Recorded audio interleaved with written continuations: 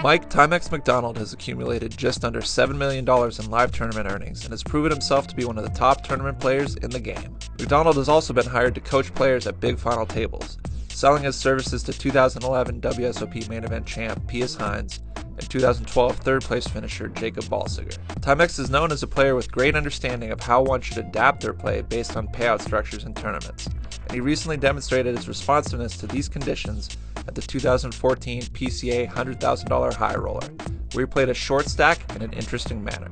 Card Player TV caught up with him a few days after that event to learn more about the dynamics at the final table. The final table of the Super High Roller played out pretty weird in the sense that, when the min cashes in these are so big and first payouts are so small, like relative to the min cash, there's for short stacks, there's like a lot of incentive to get in the money.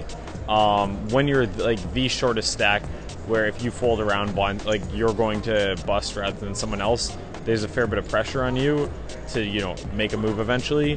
But when you're one of the next shortest stacks, there's kind of pressure on you to play as tight as possible and wait for the shorter stacks to either bust or accumulate more chips than you. So I was sort of in a weird spot at the final table where I was always one of the shorter stacks, but I was never the shortest stack. Like, I don't think there was a single hand where I was the shortest stack. So as a result of that, there was never really that much pressure on me to make a move and go for it when someone else would always get blinded down before I did. It ended up getting a little bit stressful because I think short stacks probably won about 7 or 8 consecutive all-ins. So that meant that my stack of 1.5 million. I guess I lost one all in, but my 1.5 million soon became 50,000, and I just ended up playing to min cash when I have 50,000 and someone else has 30,000. McDonald did indeed min cash, being eliminated with one big blind of the same hand Paul knew he busted his stack of just a few antes. While this may not have been the flashy way to play it, Timex did cash for $217,320 as a result. We asked him what can be learned from this situation.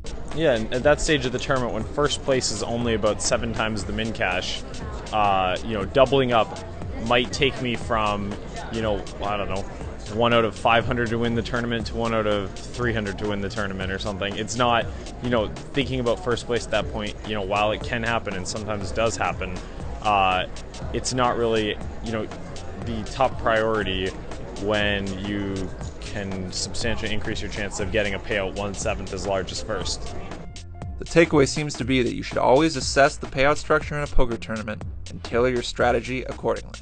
Always playing for the win may sound like a good idea, but it may not always be the right approach.